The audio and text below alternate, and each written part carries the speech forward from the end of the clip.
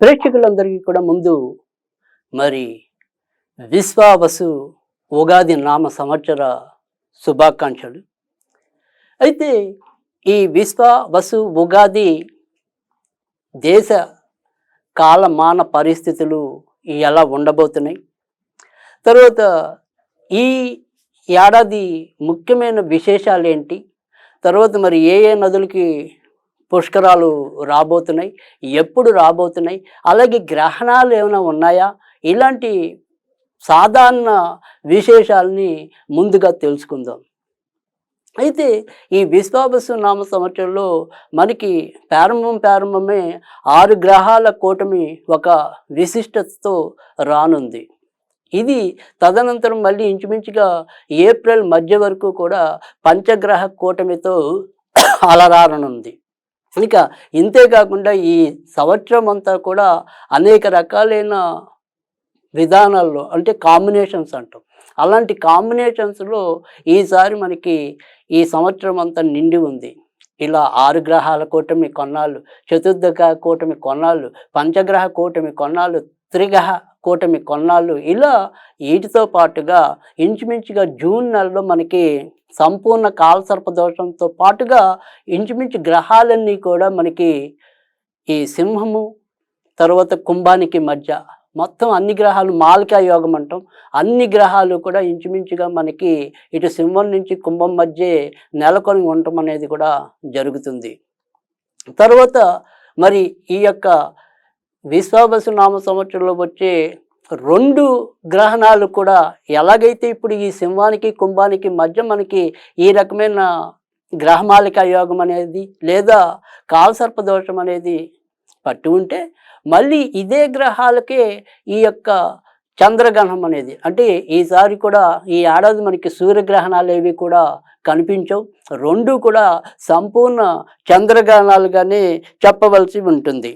అయితే సెప్టెంబరు 7 రాత్రి వచ్చేది ఏదైతే ఉందో, అంటే అది ఇంచుమించుగా అర్ధరాత్రి వరకు కొనసాగుతుంది కాబట్టి తెల్లవారితే 8 అనుకోవాలి. ఈ సెప్టెంబర్లో వచ్చేసి పూర్వభద్ర నక్షత్రం కుంభరాశిలో ఈ గ్రహణం పట్టడం అనేది ఉంటే, మరి వచ్చే సంవత్సరం 2026 ఫిబ్రవరి 2వ తారీఖు, అంటే 2వ నెల ఫిబ్రవరి 26వ తారీఖు, ఫిబ్రవరి 26వ తారీఖు వచ్చే చంద్రగ్రహణం అనేది మీకు సింహరాశిలో పట్టనుంది.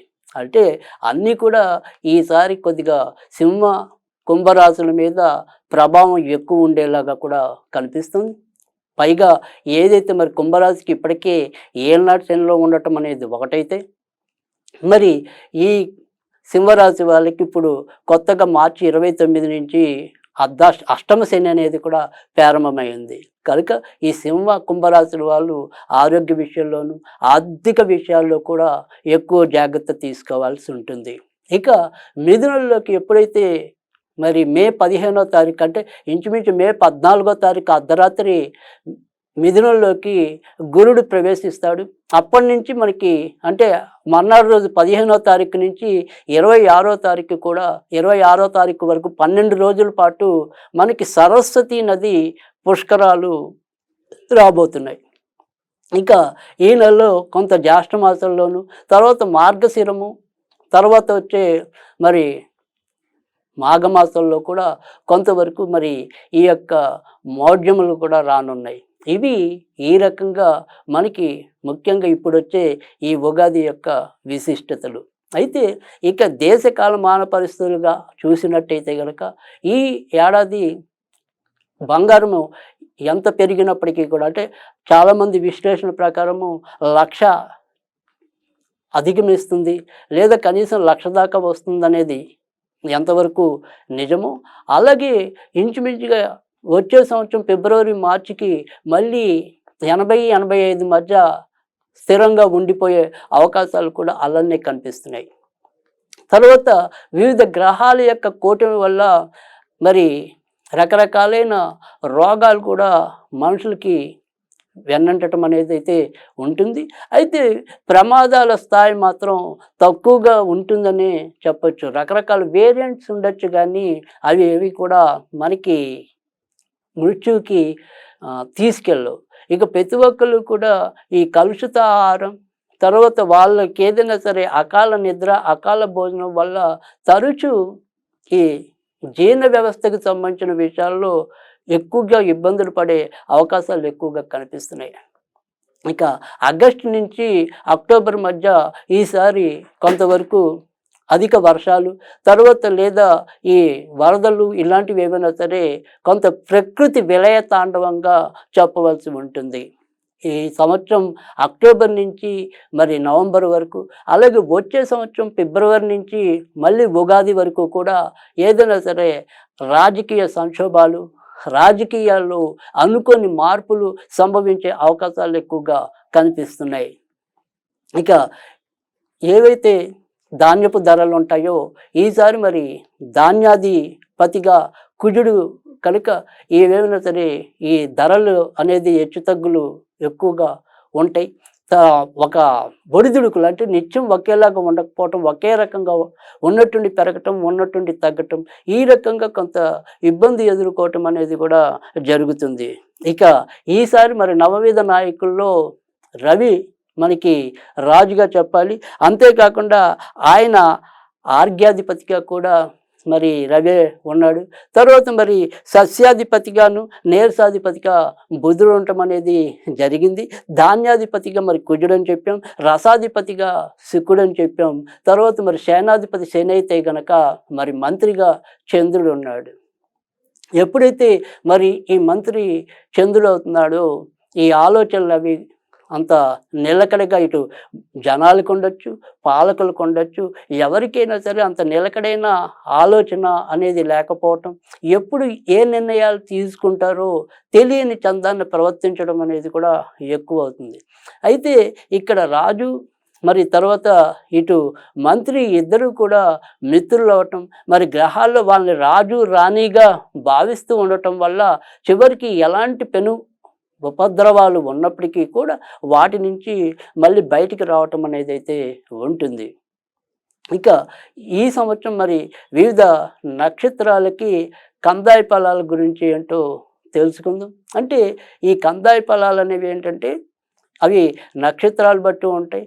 ఏదైనా సరే బేసి సంఖ్య అనేది శుభ ఫలితాలు ఇవ్వడానికి, తర్వాత సరి సంఖ్య అనేది మిశ్రమ ఫలితాలు ఇవ్వడానికి, తర్వాత మరి ఏదైతే సున్నా అనేది శూన్యం అనేది ఉంటుందో అది కొంతవరకు వ్యతిరేక ఫలితాలు లేదా అనారోగ్యాన్ని ఇవ్వడానికి ఉంటుంది. మరి ఈ ఏడాది ఏదైతే అశ్విని నక్షత్రం ఉందో వారికి 3 అంటే మొదట 3, తర్వాత 0, తర్వాత 4 వీటిని మనం ఎలా భావించాలి అంటే కనుక ఇవి 4 నెలలకి ఒక ఫలితంగా తీసుకోవాలి.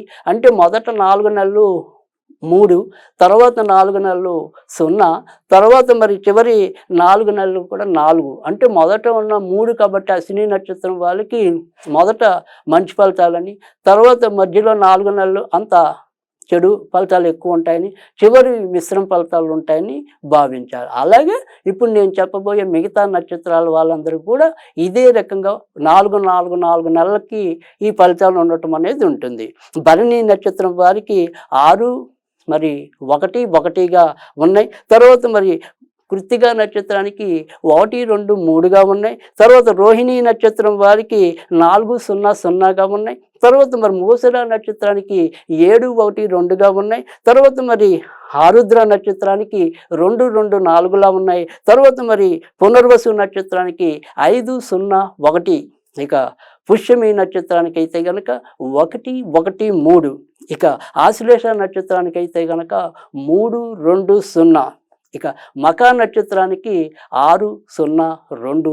పుబ్బ నక్షత్రానికి అయితే గనక 1, 1, 4. ఉత్తర నక్షత్రానికి 4, 2, 1. హస్త నక్షత్రానికి 7, 0, 3. ఇక చిత్తా నక్షత్రానికి 2, 1, 0. స్వాతి నక్షత్రం 5, 2, 2. విశాఖ నక్షత్రం 0, 0, 4. ఇక అనురాధ నక్షత్రం అనేది 3, 1, 1. జ్యేష్ఠ 6, 2, 3. మూల 1, 0, 0. పూర్వాషాఢ 4, 1, 2. ఉత్తరాషాఢ 7, 2, 4.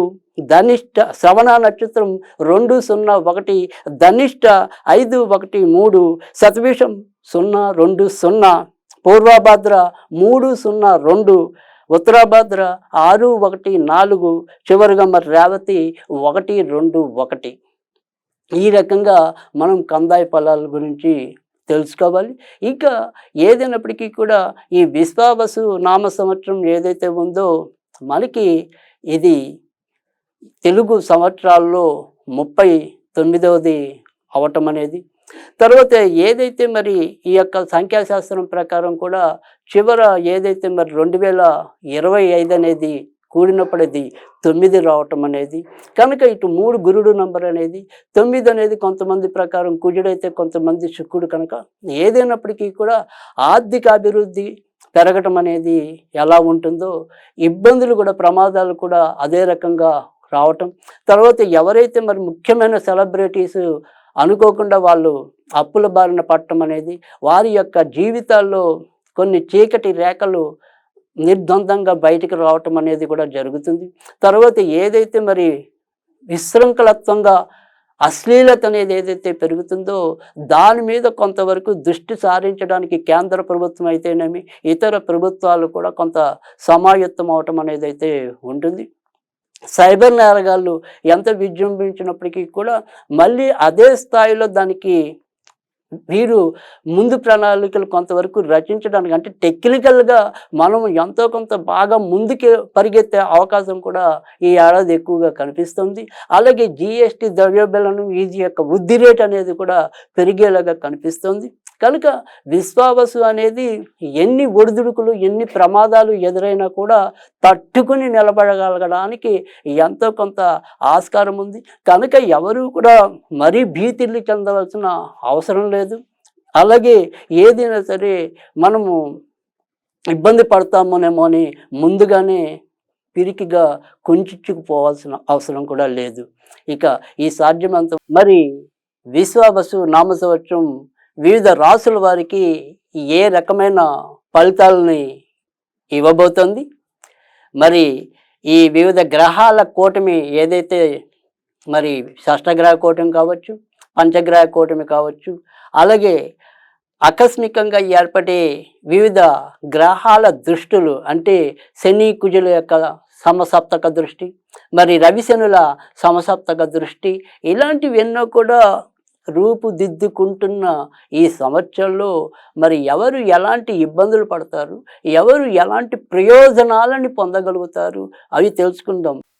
మిథున రాశి వారికి అయితే కనుక ఈ సంవత్సరం మరి ఆదాయం 14 ఉంది, వ్యయం కేవలం 2 ఉంది. ఇక రాజ్యపూజ్య అవమానాల్లో కూడా రాజ్యపూజ్యం 4 ఉంది, అవమానం 3 ఉంది. కనుక ఒక విధంగా చెప్పాలంటే ఇటు ఆదాయపరంగా తృప్తి అనేది మనకి కొంతవరకు ఈ ఆదాయ వ్యయాల్లో కనిపిస్తుంది. కానీ మామూలుగా వ్యక్తిగత జాతకంలోకి వెళ్ళినప్పుడు మాత్రం ఎంత చూసినా కూడా ఖర్చులు అదుపు తగ్గటం అనేది ఎక్కువగానే ఉంటుంది. తర్వాత వృత్తి ఉద్యోగాల్లో ఒక్కోసారి అనుకోని మార్పులు సంభవించే పరిస్థితి ఉంటుంది. ఎముకలు, నరాలు, కీళ్ళకి సంబంధించిన వాటిలో మధ్యలో కొంత ఇబ్బందులు నెలకొనటం అనేది కూడా ఉంటుంది. అయితే కొత్తగా ఉద్యోగం రావాల్సిన వాళ్ళు ఎప్పటి నుంచో వారి నిరుద్యోగంతో కొట్టుమిట్టాడుతున్న వారికి ఆశాజనకమైన మార్పులు అయితే ఉంటాయి.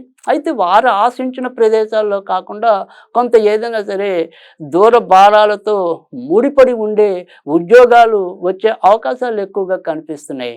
ఇప్పటికీ ఏదైనా సరే విదేశాల్లో ఉన్న వాళ్ళకి కొంత వారికి కూడా అభివృద్ధి పెరిగే సూచనలు అయితే కనిపిస్తున్నాయి. ఇక కొత్తగా పెళ్లి కావాల్సిన వాళ్ళకి కూడా అనుకూలమైన మార్పులు ఉంటాయి.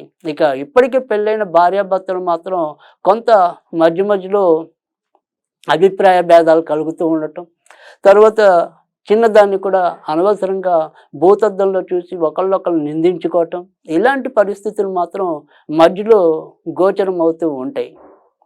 ఇక నాన్నగారి పరంగా ఏదైనా సరే కొంత అనుకోని మంచి మార్పులు రావడానికి, వారి పరంగా ఏమైనా సరే కొంత శుభవార్తలు వినడానికి అయితే ఉంటుంది.